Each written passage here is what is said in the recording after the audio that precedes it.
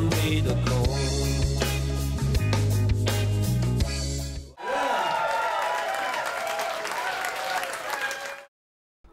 Grüß euch und willkommen zu einer neuen Folge von What the fuck ist Bayerisch. In der letzten Folge haben wir ja gelernt, was mit dem Wort Bayerisch, mit I geschrieben, wirklich gemeint ist. Und zwar fast das alle Dialekte von Altbayern und Österreich zusammen, mit Ausnahme vom Vorarlbergerisch, das gehört schon zum Alemannischen. Das heißt, alle Dialekte in Österreich, von Tirolerisch bis Kärntnerisch, Steirisch, Burgenland, Niederösterreich, Wien sogar, gehören alle zur Gruppe von den bayerischen Dialekte, also sprachlich gesehen, sind wir alle Bayern, solange wir es mit I schreiben. Und die heutige Sendung ist ganz dem Thema Musik gewidmet. Und zwar habe ich mich auf die Suche begeben nach jungen Musiker und Bands, die auf Dialekt, in der Sprache, auf Bayerisch ihre Lieder schreiben und singen. Und der Anfang von der Reise wird in Wien sein, im Chelsea. Da haben wir Gelegenheit gehabt, dass wir mit dem Austrofred reden, vor allem von seinen 2 ausverkauften Doppelkonzerte dort. Dann geht es weiter nach Linz in einen Hip-Hop-Keller, und zwar ins Studio von Texter, einer Hip-Hop-Combo, die auch teilweise auf Dialekt singen. Und das Ende von der Reise wird dann in München sein, wo ich die Gelegenheit gehabt habe, dass ich mit der Claudia Korek rede, einer jungen Sängerin aus Oberbayern, die in Dialekt selber Texte schreibt und singt und damit eigentlich ganz erfolgreich ist. Und es wird sicher eine spannende Sendung. Ich hoffe, ihr bleibt dran.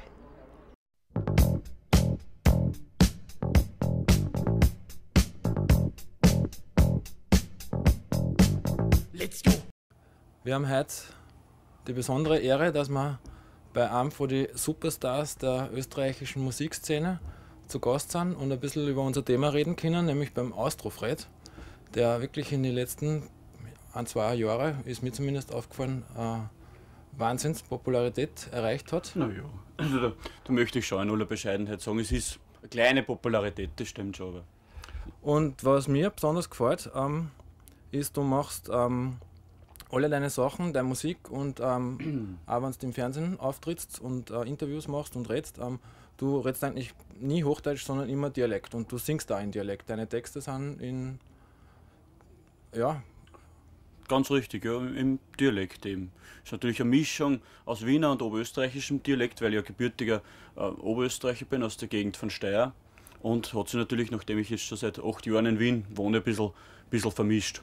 Das kann man wahrscheinlich nicht mehr eindeutig zuordnen. Ich verwende auch in meine Lieder Texte von Austropoppern Bekannten, von Ambros oder von Fendrich. Das ist quasi schon konzeptuell bedingt, der Dialekt nicht. Und ich habe ja früher mal in Unterhaltungsbands gespielt, da haben natürlich auch viele englische Lieder gesungen, nicht? Das gehört dann auch dazu. Also das darf man dann auch nicht so dogmatisch sehen, aber für mich ist halt das, wie ich mich da am besten ausdrücken kann und wie es halt auch zu dem Konzept am besten passt.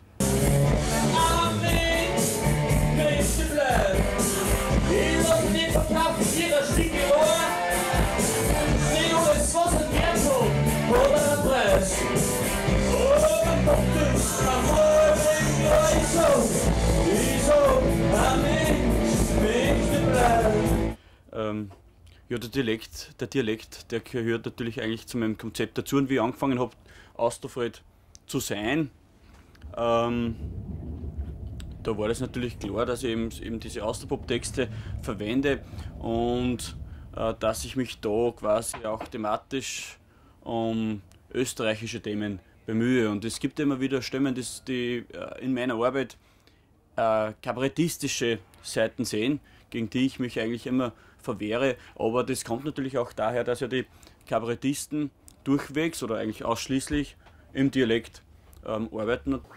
Ja, also wir haben schon ziemlich bald einmal angefangen, in Mundart zu experimentieren, weil es einfach vom Flow und vom Reimen interessanter ist, weil es ganz andere Kombinationen möglich sind irgendwie.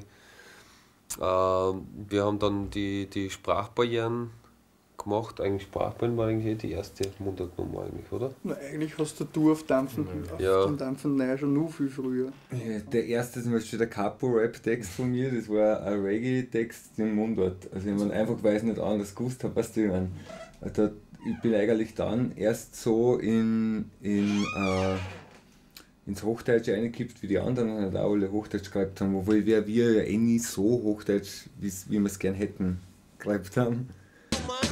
Wir vier brechen Sprachbarrieren, von Hamburger Hafen bis zum Wiener Praterstern.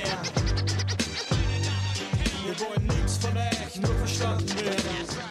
Das war ja natürlich für uns also zu der Zeit, wie wir angefangen haben, im 93, wo so deutscher Rap zum ersten Mal ausprobiert worden ist, wo es halt die ersten Klangbeispiele gegeben hat sozusagen und Gruppen.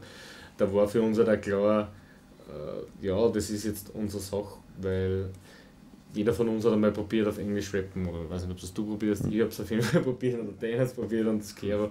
Aber man hat jetzt schnell gehört, das klingt einfach elendig. Es war das Interessante, den Stein ins Rollen zu bringen irgendwie. Und nicht jetzt irgendwie schauen, dass man so gut wie möglich das Englische kopiert und dass das so wenig wie möglich auffährt, dass man doch keiner ist irgendwie. Das war mir immer zu peinlich eigentlich. Also. Genau. Man kann natürlich auch auf Hochdeutsch singen oder auf Englisch und das finde ich ja durchaus legitim. Also ich würde nicht sagen, dass da mein Weg der einzige ist, weil es ist ja, kann man alles machen. Was ich nicht mag, das ist, wie man es in letzter Zeit oft hört, dass ein ganzer Dialekt kopiert wird, weil der gerade der vorherrschende ist. Weil das österreichische Hochdeutsch ist ja anderes als zum Beispiel das Hamburger Hochdeutsch. Und wenn jetzt von den vielen Gitarrenbands, wie sie jetzt gerade überall aus dem Boden wachsen, wenn sie die halt jetzt die Hamburger Schule und die Sterne und Tokotronik und wie sie heißen, kopieren und da den Dialekt mitkopieren, da zieht es mir eigentlich alles auf. Das mag ich eigentlich gar nicht. Das ist dann wieder was anderes, weil da fehlt halt dann die Authentizität, die wichtig ist. Und das wollen die Leute. Das wollen die Leute, weil die merken, der Austerfeld, der ist authentisch. Der ist nicht eine so eine Figur, wie sie wie ein vorgesetzt kriegen vom Fernsehen, Starmania, aber auch hinunter und im Radio, wo wir sie spielen keine gescheiten Lieder, sie tanzen Karaoke. Das brauche ich nicht. Das brauche ich nicht. Wir haben das Konzept eigentlich übernommen von einer Nummer von Big L irgendwie und da übersetzt er praktisch so Street-Slang-Sachen für den Normalverbraucher irgendwie. Und daher haben wir das auch uns überlegt, ja, sowas könnte man auch machen mit Mundart und dadurch ist ihm das entstanden. Und auch eben praktisch als Vorbote für kommende Mundartnummern, dass dann vielleicht in Deutschland vielleicht manche Leute dann das auch noch besser verstehen, was da genau geht. Das ist ja als erstes schon bei den Zwischenansagen ist ja immer so gekommen. Da haben wir ja selten eigentlich jetzt probiert, nur weil sie uns besser verstehen, Hochdeutsch reden. Und da ist uns dann schon aufgefallen, dass das ein paar Mal nicht so ist. Also, und dann, so haben wir auch die Nummer oft introduced in Deutschland. Und wobei man sagen muss, dass in Deutschland meistens für die Leute alles Dialekt ist. Aber wir versuchen irgendwie ganz Hochdeutsch zu reden, also ist das für die immer nur ein Dialekt irgendwie. Also Die Sprachfärbung ist definitiv vorhanden. Also.